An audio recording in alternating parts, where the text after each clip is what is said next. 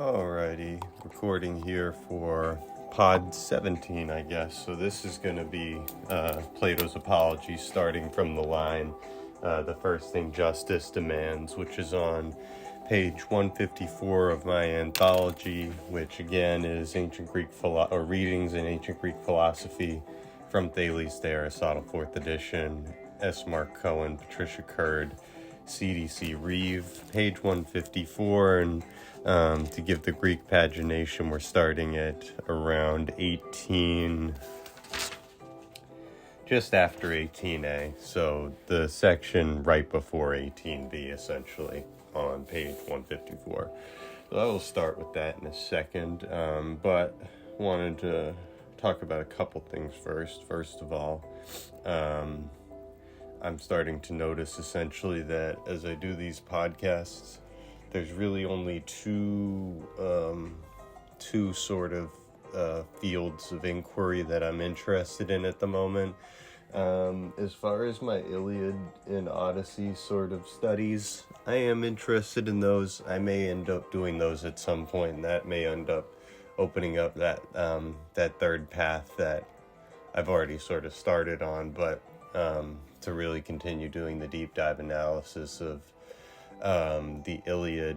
I think I might have left off right before Achilles basically goes and cries to his mommy Thetis, and so leaving some stuff on the table there. The depiction of the gods and things, they go to festivals and are essentially inaccessible for weeks on end, and then they go back from their festival in Africa, and all of a sudden now the gods are available. So, that's, I think, something that somebody like Plato or Socrates may say it makes it hard for them to believe those stories. But anyway, I am finding though as I go through these and do them that the two main sources of interesting content have been going through Game of Thrones content, especially this stuff in A Feast for Crows with Cersei, and then Jaime, that last chapter with Jenna Lannister, or Jenna Frey, whatever her name is. That's interesting content. That's starting to make for good podcast level material. As far as certain other the podcasts that I've done, the one on inflation, that's just a matter of personal interest to me, but again, I think I put it on display in that podcast that I'm not an expert in that. It's not the sort of area where I'm going to be continually doing deep dives, because other than certain narrow areas, I don't have the breadth of focus to be able to really dive into those areas with any sort of knowledge or usefulness. So when an idea like that, or the Dmitry Peskov podcast or whatever come to mind, those are easy enough to do. But as far as coming up with a series of them and continually doing what I thought I might do at the beginning in terms of reading news articles and going through them and analyzing them, that has not panned out, just because I've not actually seriously tried that idea. That idea might work, but right now it just doesn't seem necessary, and it seems like even compared to the other content, I think this Plato content has been very interesting, especially Euthyphro, going through it in multiple sections, discussing the different parts of Plato's Euthyphro, and being able to go sort of line by line. I really enjoyed that, because I think partly for me here, this is a little bit just for myself to sort of demonstrate that I've still got sort of the skill and the chops in this sort of area, especially one in which I won't say I was an expert, but definitely had interest in becoming more of an expert in this area. And so I think that going through this Platonic content is good, because it provides a lot of fodder for discussion. It's very easy to get a good amount of quantitative content on there, just as far as being able to get to 30 minutes talking, so I feel like I've spent enough time introing this. So, but one of the things that I was thinking of just before I started this was that I may subtitle these Plato podcasts Page of Plato.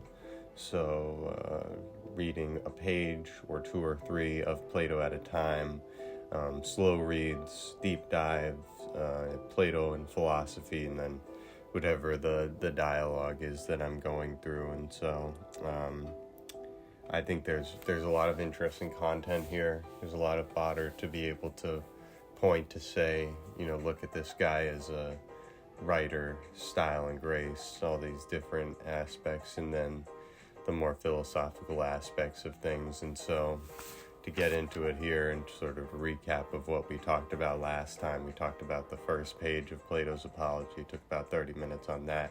And it's just because whenever Socrates speaks, you can really break down the things that he says for quite a while. What he says, though, in his introduction is he talks about the persuasiveness of his accusers and how people call him a clever speaker, and that he's only really clever if he's, telling the truth. He doesn't speak elegantly. He speaks extemporaneously in whatever words come to mind. So putting himself forward as an honest person, trying to speak the truth and trying to, in some sense, not set himself up for pity, but basically point out that he's not a true sophist in the polished, in-court sort of way of thinking about that. And so then he's starting his defense. And so he says, the first thing justice demands then, men of Athens, is that I defend myself from the first accusations made against me and from my first accusers, and then from the later accusations and the later accusers. So when, right before he said this, he's told the jury, consider and apply your mind to this alone, whether what I say is just or not. That's the virtue excellence of a juror.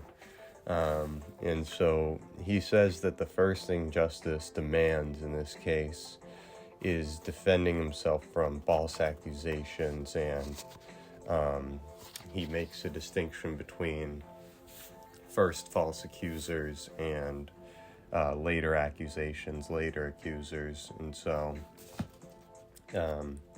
in particular, he's talking about somebody like Aristophanes who,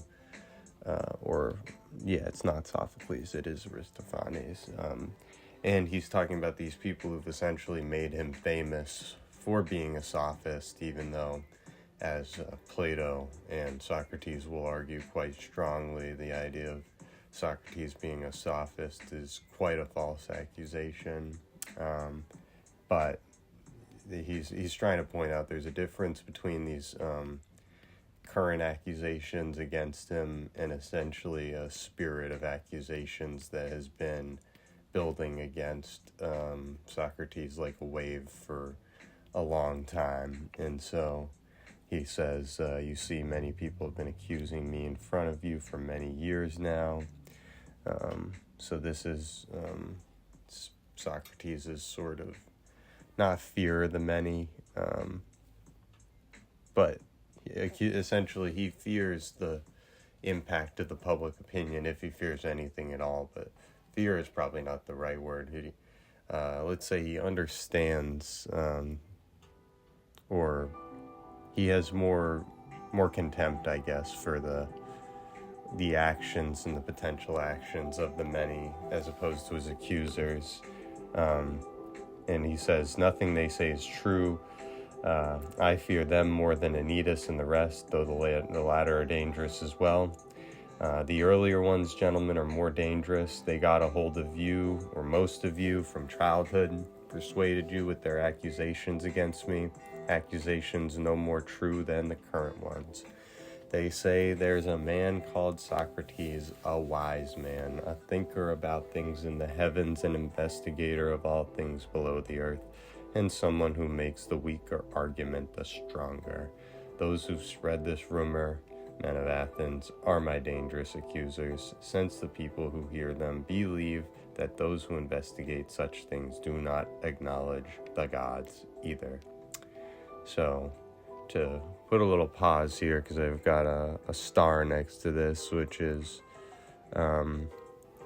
important. This is a very important section here, but Socrates is essentially pointing out that the accusations against him for impiety and these other things are essentially they're confused accusations. These people are trying to accuse Socrates of one thing, and they're going to end up accusing him of that thing and other things, and Socrates is just trying to point out that there's this sort of conflation going on, and that what the reputation is that's so dangerous is the reputation of Socrates as a wise person, because what wise people do, they think about things in the heavens, they investigate all things below the earth, they make the weaker argument the stronger, and that's sort of the classic refrain against the sophists, is that the sophists fundamentally use their intellectual prowess in order to teach people how to trick people, in order to get the people they teach to pay them money for those services, or to go in court and make speeches on their behalf. And so, and then Socrates points out that the people who spread this rumor are dangerous, and the people who hear these rumors, they believe that people who investigate things in this sort of philosophical method, that they're not acknowledgers of the gods. And I think Socrates would straight up deny that he doesn't acknowledge the gods, but I think, as you've seen in Euthyphro, to say that Socrates' views on religion were complicated would be an understatement.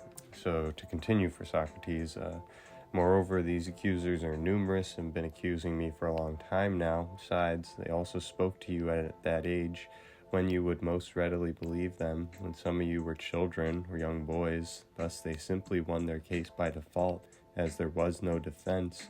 What's most unreasonable in all this is that I can't discover even their names and tell them to you, unless one of them happens to be a comic playwright. Hi there, Aristophanes. In any case, the ones who use malicious slander to persuade you, as well as those who persuaded others after having been persuaded themselves, all of these are impossible to deal with. One cannot bring any of them here to court or cross-examine them. One must literally fight with shadows to defend oneself and cross-examine with no one to respond. So here Socrates is pointing out that the accusations against him are really more so sort of a matter of not public understanding, but public opinion about him that has been largely informed by these plays and the rumors that go around. Therefore, Socrates is starting to plant the seed of, they won their case by default. There is no defense against people who've been convinced from a young age of a certain belief or prejudice, whatever. And so, he's pointing out he can't even bring the people who've actually been accusing him in front of the court to actually cross-examine them or anything like that. And he mentions one must literally fight with shadows to defend oneself and cross-examine with no one to respond. So that's kind of the weakness, I guess, of the Socratic method. If the interlocutor is not willing to engage with you, and then fighting with shadows to defend yourself, again, these are more and more allusions to the allegory of the cave later, and these ideas that philosophers will end up having to fight off such nebulous things that it's hard to even see them as real, perceive them properly, and then properly deal with them, etc. And so you end up shadow boxing and doing nothing productive, etc. So he says that, and then he says, so you too then should allow, as I claimed, that there are two groups of accusers, those who accuse me just now and the older ones I've been discussing. Moreover, you should consider it proper for me to defend myself against the latter first, since you've heard them accusing me earlier, and at much greater length than these recent ones here. All right, I must defend myself then, men of Athens, and try to take away in this brief time prejudices you acquired such a long time ago. Certainly that's the outcome I'd wish for. If it's in any way better for you and me, I'd like to succeed in my defense, but I think it's a difficult task, and I'm not at all unaware of its nature. Let it turn out, though, in whatever way pleases the God. I have to obey the law and defend myself. So,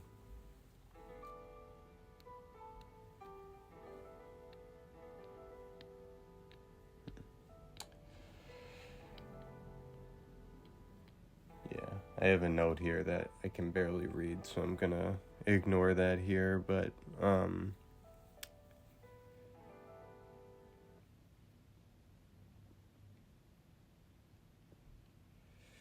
yeah, so a few notes here. First, I'm going to go through this note, which Socrates discussed Anytus, and I think Anytus is one of his accusers, but not the main accuser.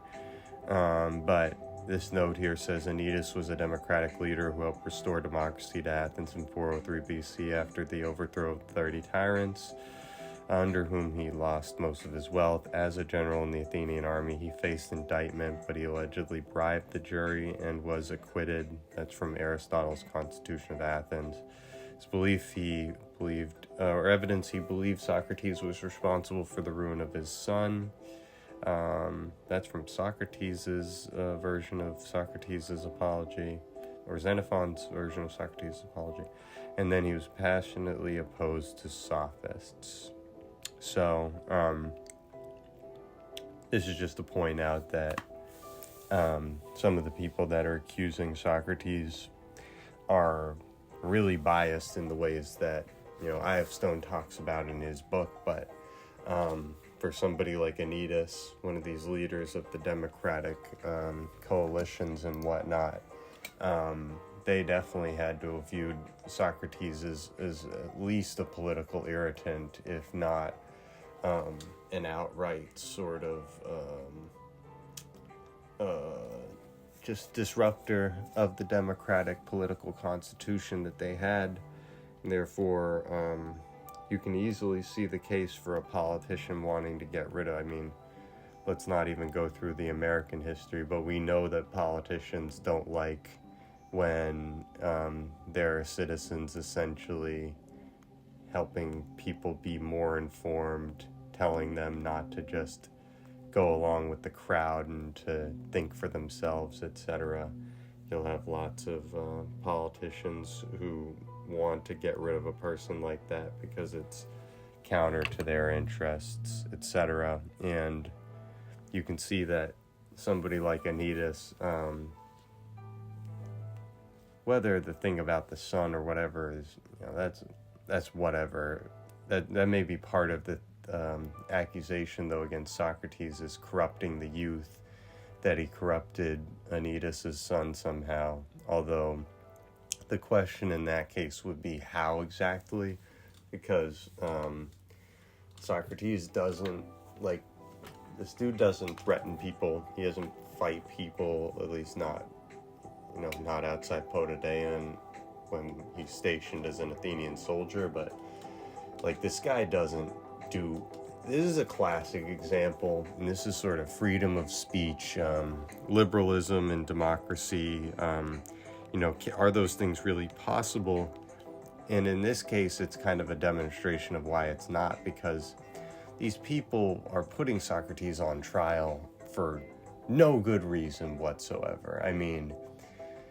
Saying that Socrates doesn't believe in the gods and therefore he's negatively impacting other people, everybody in this time basically should have some understanding that that's an absolute load of bullshit. Now, that's also probably one of the easiest things, especially in an ancient society, and a little bit, thank goodness, that we're not quite in this style of thinking, although you could certainly look at certain behaviors and say these are versions of that style of thinking. But just this craziness of, we're spiritually impure, and that's why things are going wrong for us. It's just this moronic, sort of backwards thinking way of analyzing things, and it's sort of the only way that justifies getting rid of a person like Socrates, is you thinking of him as kind of a sickness within the society, and then his sort of gadfly comment later will sort of demonstrate again how stupid that is. And so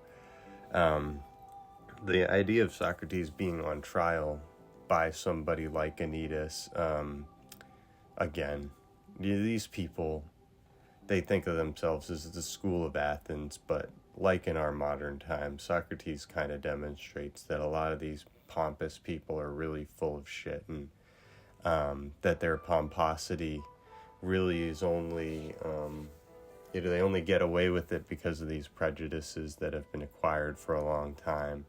And so, Socrates says he wishes that he'd be able to succeed in his defense. He thinks it's a difficult task, though. He says, let it turn out in whatever way pleases the god. Not sure exactly which god he's talking about, if he's talking about Apollo or some other god, but or Zeus for that matter, but he says I have to obey the law and defend myself. So let's examine then from the beginning what charges from which the slander against me rose, the very one on which Meletus relied when he wrote the present indictment of me. Well then, what exactly did the slanderers say to slander me? Just as if they were real accusers, their affidavit must be read. It's something like this. Socrates commits injustice and is a busybody in that he investigates the things beneath the earth and in the heavens, makes the weaker argument the stronger, and teaches these things to others. So to pause here for a second, you can see that from the beginning of the page that we've been discussing here, what you see is that Socrates wasn't having a diversion earlier. He was literally trying to lay out the charges, but he just hadn't spelled it out quite as verbatim. So that first page, he's basically just recapping, Socrates commits injustice, is a busybody, investigates things beneath the earth, in the heavens, makes the weaker argument the stronger, teaches these things to others. And so, beyond the Socrates committing injustices thing, these people are morons for putting him on trial for this. Just to re-emphasize again, and this is part of the note from the previous page about Anytus, but the democracy is restored in Athens in 403 after the overthrow of the 30 tyrants, and arguably an improvement, but one of the big things that somebody like Socrates and Plato will just rail on and on about this all the time, so often that it's almost irritating, is just the real stupidity of the average person and how that is manifested in the Athenian democratic political scheme, wherein average citizens are really empowered with a lot of power within this system, much more so than in most any other quote-unquote democracy you're ever going to find throughout human history. And therefore, Socrates is kind of pointing out one of the problems of democratic governments is simply the fact that these people are not virtuous, they're not proceeding from knowledge, and therefore they're leading us down a path of ignorance, and the only good thing is essentially the comparative easiness with which, or the difficulty with which a democratic constitution will have to make more fundamental changes, whereas a tyrant or a person of a single person rule will be able to make more wholesale changes more quickly because they will encounter less resistance. Democracies both progress and regress more slowly, and but Socrates will. I mean, if Socrates could be standing in front of, let's call it, 12 jurors, and these jurors were professionals and they were picked from the citizenry of Athens because of essentially their remarkable ability to rationally consider cases like this in the field of law and to render just verdicts. Socrates would probably be fine with that, but what he's not so on board with is just having this group of 500 people judging him, and that's why I think he's well aware that it's going to be a difficult task to defend himself. And so arguably what Socrates will do here is he's going to defend himself in a way that's not designed to actually defend him. In other words, it's not just the trying to provoke them to kill him after they've convicted him thing. It's also the fact that I think Socrates is pretty well aware of the fact that he's not going to convince these people, and he's been saying over and over again, these prejudices are too deeply inlaid in you all for me to be able to get around them. So he recognizes that he's got a steep hill to climb, and I don't even think he's particularly inclined to climb it just for the sake of survival. What he's interested in doing here is just standing on business and saying, I've been this way the whole time, and I'm going to be this way through to the end. I do this stuff a certain way for a certain reason, and I'm going to try my best here to defend myself, but ultimately, this defense is not even intended for the jurors, and to a certain extent, it's not even intended in the way I'm going to argue it's intended, but because I don't think Socrates is quite this pretentious. But on the other hand, he knew people were following him around. Like he'll say later in this thing that Plato is present in court and a bunch of other people are there, and I think Crito's there and a few other people. But they're there in court on his behalf, willing to pay fines on his behalf and do all these sort of things for him. And so I think Socrates' speech is mostly for people like them, and it's not even for the aspect of recording it for posterity, and I don't think Socrates cared about that because of, his comment way later in the Platonic canon about the myth of writing in Egypt and yada yada yada. Writing things down basically makes you liable to forget them, blah blah blah. All to say, Socrates was likely not speaking in his own defense, in the knowledge that Plato in particular was going to become the most important philosopher of all time, was going to immortalize him. So those things should be kept in mind. But on the other hand, Socrates did see himself as being at a certain point in history, living in an important society, and he has some self-awareness, like later when he tells the Athenians that they're basically cursing themselves by condemning him and destroying their reputations for posterity's sake.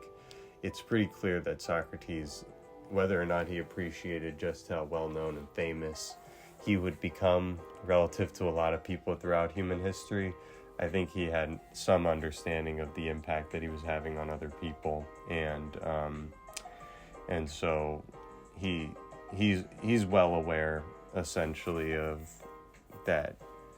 The main impact of this defense is going to be essentially securing his legacy as a philosopher, not as a true attempt to defend himself purely for the point of survival.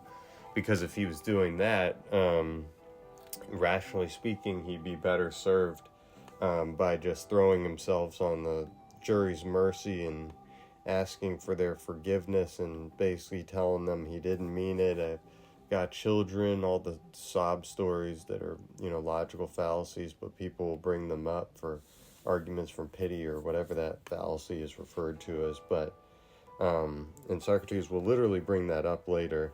Um, but he will point out, he's like, I'm not here, and I'm not doing any of that shit, and you're not gonna get that out of me. And so, but again, so he's defending himself, and then, so arguably, one thing Plato does here in the apology that's slightly unfair is he starts the apology with Socrates talking. And presumably, Socrates has already had people speak against him in this process. So what I'm saying here is Plato's not telling the entire story, 100% of the story, all the facts. He's presenting a certain form of the defense of Socrates, and therefore the particulars of the charges, because he goes over it multiple times. He perhaps doesn't have to depict it explicitly, but what the problem is you can look at somebody like Socrates and Plato and say, well, perhaps they slightly misunderstood the charges only from the sense that they thought about them too rationally and didn't think about essentially what do these people mean by these charges rather than what do the words they say mean by these charges. And so one sort of criticism here is you could say, it's like, Socrates commits injustice, is a busybody, investigates things beneath the earth and in the heavens, makes the weaker argument the stronger, teaches things to others. That this is not really like a strongly presented version of the case against Socrates, and so you can make sort of a straw man fallacy argument against Plato here. That's just something to keep in mind. So if that was the straight up indictment or the affidavit, though, again, we've gone over it. It's stupid you would never put somebody to death for basic injustice, for basically annoying people. That's fucking insanity that you would do that. But anyway, to continue to what Socrates is saying in his defense, indeed you saw these charges express yourself in Aristophanes' comedy. It's a version of the clouds referred to, first stage in 423 BC. There, some fellow named Socrates swings around claiming he's walking on air and talking a lot of other nonsense on subjects that I don't know neither a lot nor little, but nothing at all about. Not that I mean to disparage this knowledge if anyone's wise in such subjects. I don't want to have to defend myself against more of Meletus's lawsuits. Don't sue me. But I, men of Athens, take no part in them. I call on the majority of you as witnesses to this, and I appeal to you to make it perfectly plain to one another. Those of you who have heard me conversing, as many of you have, tell one another then whether any of you has heard me discussing such subjects, either briefly or at length, and from this you'll realize that the other things commonly said about me are of the same baseless character. So I have a little arrow here from the line, same baseless character, right to Aristophanes in his comedy, because that jagoff fucked up Socrates' reputation. What he did in this is he claimed that Socrates basically has a philosophical school. He walks on air. He tricks people into thinking that he has knowledge of the heavens and things beneath the earth. And from the Aristophanes point of view, he's writing a comedy. Quite likely Socrates was also present when this comedy was performed, and I would say maybe it's likely that he laughed at least the first time he saw it before maybe he understood the impact of it, or whatever his reaction was at the time. It's clear that this has essentially bothered Socrates, that Aristophanes essentially is not sophisticated enough to understand the differences between one philosopher or another, no matter whether they were affiliated with each other personally or not. Therefore, Aristophanes in his play just kind of makes the same basic accusations you do against any philosopher, and in his mind it's a comedy. I'm not even attacking him. But Socrates would point out, it's like, oh, it's a satirical play, and I'm literally your satyr, and I look like a satyr, and you're making me a satyr, and you're making me look like a jag-off in front of all these people. And so, and so Socrates points out here, and this is sort of an allusion to something he will say later in Phaedo, but like Socrates could care less about physical science for the most part. Unlike people like Aristotle, Socrates is not much of an empiricist. He's not interested in studying mundane things. He's more interested in his intellectual realm, and that's sort of what we'll get into when we get to the Phaedo, is just how sophisticated the intellectual realm is and what is meant by that and all those things. But for the most part, what this is relevant for is Socrates is pointing out, this indictment, they're saying, I'm wise in XYZ subjects, and it's like, who said that? Somebody else said that. It wasn't fucking me that said that. Like, I'm not the one telling you that I know about science and all these different things. I'm the only one, all that I'm telling you, and he'll get to this in a few pages, but the only thing I think Socrates claims to tell people is, I went around to XYZ person and I asked them about the thing that they were wise in, and he says here, not that I mean to disparage this knowledge if anyone's wise in such subjects, although that's again, and I'm not going to go over the Socratic irony thing every single time there's something that's potentially ironic, but that's potentially something that's ironically stated, where he's saying, I don't mean to disparage this knowledge if anyone's wise in such subjects. And then in a couple pages, he's basically going to prove I've run around the city of Athens looking for wise people and have never really found one. But again, he says, I don't want to have to defend myself against any more Meletus' lawsuits. So even here, I think Socrates is starting, he at least has this attitude. I don't think from this vantage point that you can say he walked into this trial essentially trying to get himself killed. And that's what some people will have you believe. So to continue, in any case, none of them is true. And if you've heard from anyone that I undertake to educate people and charge fees, that's not true either. It's going to be a big point, and there's going to be a note here that we're going to go over in a second, but this is a ginormous point in Plato and Socrates' philosophy that, unfortunately, you can't tell a modern teacher anything about this, but it is an important point for Socrates to point out that whether or not he educates people, he certainly doesn't charge fees for it. And so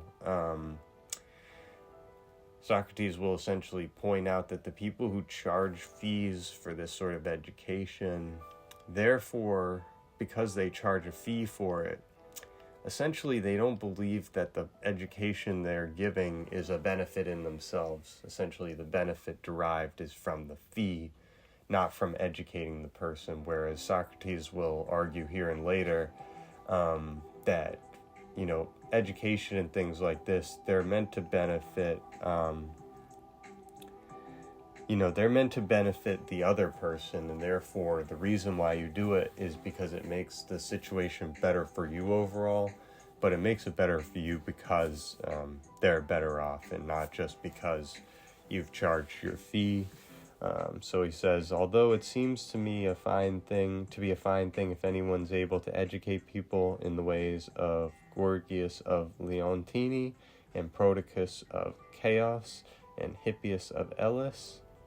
So this is three people who were sophists. Apparently Prodicus is also a particularly important person, but just to go over this note real quick, all three, like Evenus of Paros mentioned below, were sophists, itinerant professors who charged sometimes substantial fees for popular lectures and specialized instruction in a wide variety of fields, including natural science, rhetoric, grammar, ethics, and politics. Sophists did not constitute a single school or movement, however, and were neither doctrinally nor organizationally united. Gorgias of Leontini in Sicily, circa 480 to 376, was primarily a teacher of rhetoric, noted for his distinctive style, author of the Defense of Palamedes, part of which bear a striking resemblance to the Apology and may have either influenced or been influenced by it. Plato named a dialogue critical of rhetoric after him. Again, we will get to the Gorgias if we get there. Prodicus of Chaos, about whom little is known, was also a 5th century teacher of rhetoric with an interest in fine distinctions of meaning and the correctness of names. That's another person who's apparently important for Socrates' intellectual development. And Hippias of Elis, like Prodicus, a contemporary of Socrates, claimed expertise in astronomy, physics, grammar, poetry, and other subjects. 2 Platonic dialogues are named after him. He also appears in Protagoras. So, it's just to point out that Socrates is saying, it's a fine thing to be able to educate people. For each of them, gentlemen can enter any city and persuade the young who may associate with any of their fellow citizens they want to free of charge, to abandon those associations and associate with them instead, pay them a fee, and be grateful to them besides. Since we're on the topic, I heard that there's another wise gentleman here present from Paros, for I happened to run into a man who has spent more money on sophists than everyone else put together, Callias, the son of Hipponicus. So I questioned him, since he has 2 sons himself. Callias, I said, if your 2 sons had been born colts or calves, we could engage and pay a knowledgeable supervisor, one of those expert horse breeders or farmers, who could turn them into fine and good examples of their proper virtue or excellence. But now, seeing that they're human beings, whom do you have in mind to engage as a supervisor? Who is it that has this knowledge of this virtue, the virtue of human beings and of citizens? I assume you've investigated the matter because you have 2 sons. Is there such a person or not? Certainly, he replied. Who is he? I said. His name's Avenus, Socrates, he replied, from Paros, charges 5 minas. And just to point that in context, so a mina is 100 silver drachmae. Drachmae, or a drachma, is a day's pay for somebody engaged in public work, so that's a lot of friggin' money, essentially. I thought Avenus blessedly happy if he truly did possess that expertise and taught it for so modest a fee. I, at any rate, would pride myself and give myself airs if I had knowledge of such things. But in fact, men of Athens, I don't know them. Now, perhaps one of you will interject, but Socrates, what then is your occupation? What has given rise to slanders against you? Surely, if you weren't in fact occupied with something out of the ordinary, if you weren't doing something different from most people, all this rumor and talk wouldn't have arisen. Tell us then what it is so that we don't judge you hastily. These are fair questions, I think, for the speaker to ask, and I'll try to show you just what it is that has brought me this slanderous reputation. Listen then, perhaps some of you will think I am joking, but you may be sure that I've been telling you the whole truth. So, we're gonna pause here because this is sort of an important set of points to go over, and I don't want to do it too quickly. And on the other hand, we kind of need to go back through the previous page anyway, since I kind of blew through it. But to quickly go through what Socrates says subsequently, he says, I've acquired this reputation because of nothing other than a sort of wisdom, the very sort perhaps that is human wisdom. The people I mentioned just now may perhaps be wise because they possess superhuman wisdom. I myself certainly don't possess that knowledge. Whoever says I do is lying and speaking in order to slander me. Then he has to tell the people of Athens not to create an uproar. So clearly people in the jury are starting to get a little restless from what he's saying. That he's basically saying, these people say they have superhuman knowledge. I'm not even saying that. And then people are trying to shout him down. And then again, he makes a claim, though. He says, as a witness to the existence of my wisdom, if indeed it is a sort of wisdom, I present the god at Delphi to you. Again, here's our buddy Apollo, and we see him present so many friggin' times in the Iliad that may make it important for me to continue going through the Iliad just to show you the involvement of Apollo throughout the whole process. But just to go over a few things quickly, I mean, not only the god of music, but in particular, he's the god of Delphi in this particular thing. So, god of healing, prophecy, purification, care for young citizens, music, and poetry. Also the god of the sun, basically the patron of philosophy, wisdom, etc. So Socrates is doing an interesting thing here where he's basically making claims like, hey, if you don't believe what I say, then hey, what does that mean about your beliefs in Apollo and the sort of our traditional gods? And I think Apollo may be actually one of the original Greek gods, him and Poseidon. And then you see the both of them employed by Zeus in constructing the Trojan walls. That's sort of their big foray into the story of the Iliad and the Odyssey, why they're involved in the first place. And so there's all that context. And again, this is Socrates again participating in the culture, the Greek religious context within which he's a part. And so, he's very much a part of this tradition, even if he pushes against it. And then he's going to go on to tell a story about his homie Chaerephon, who he points out is part of the Democratic Party, shared the exile at Samos, and therefore they should essentially give more credence to something Chaerephon may have said, because Chaerephon is a member of their faction, and that Chaerephon went to Delphi and essentially did the poor person version of asking the oracle question for a penny, essentially. You get like a one-word answer. You don't get the sophisticated answer of a request that requires sacrifice and all sorts of other things. So I wanted to pause there because we're going to start again with the chapter where I've acquired this reputation because of nothing other than a sort of wisdom. Really want to go through this wisdom because it has to do with epistemic ignorance, Socratic irony, all these different things, they come together. And so this is a portion of the dialogue that's worth breaking down in itself. So we've gone through a total of 3 pages, and really we've summarized onto a 5th page. So that's more than enough for a page of Plato. But to go over one thing really quickly here again at the end, because I don't want to skip over this, and it is something that he quickly states and will state again elsewhere, and this is sort of the consistency of Socratic opinions from dialogue to dialogue. But Socrates points out, when he talks about Callias and talks about these sophists, number one, you can arguably say he's being sarcastic when he talks about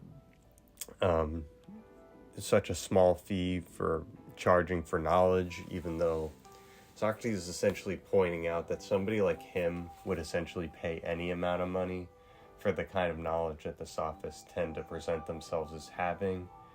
And then in most cases, Socrates, through his examinations, would essentially demonstrate they don't have that knowledge.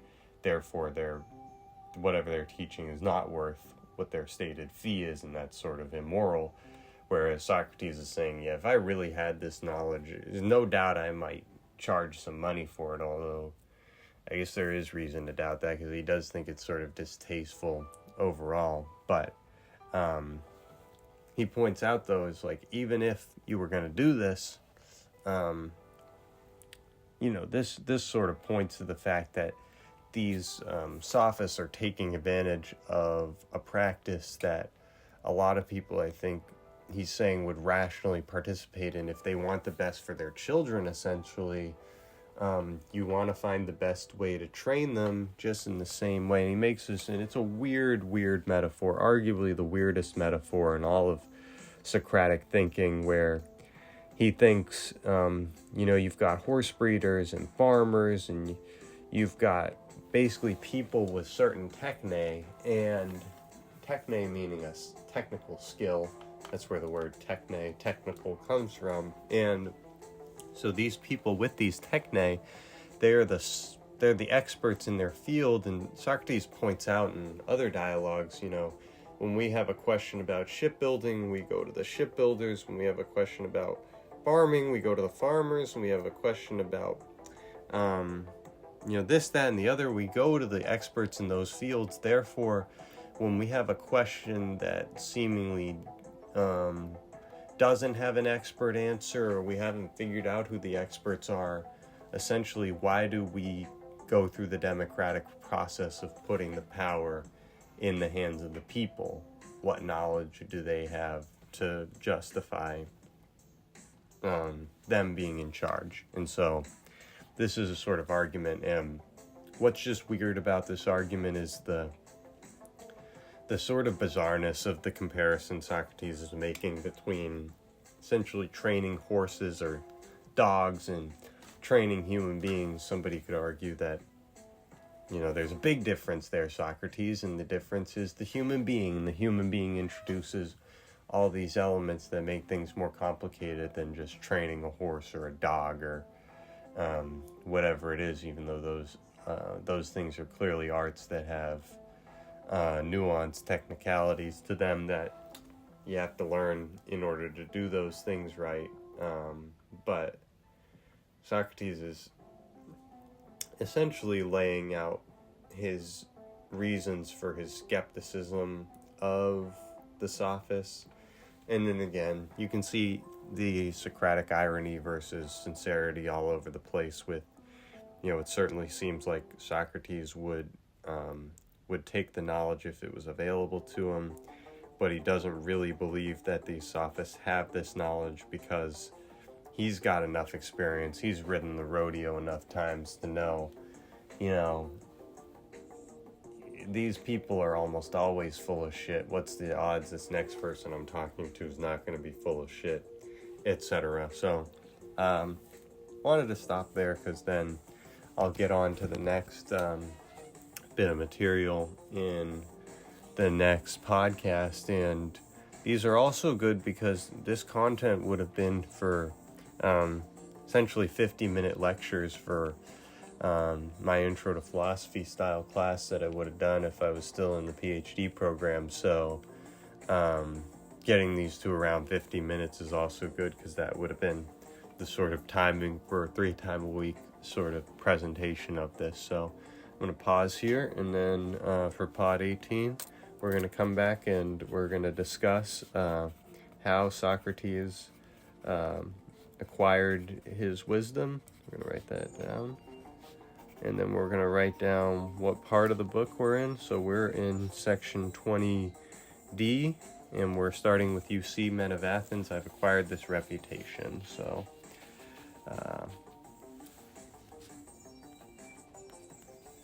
that's it. And so I'll be back shortly with this. And I still have to upload Pod 16. So working on that. So thank you.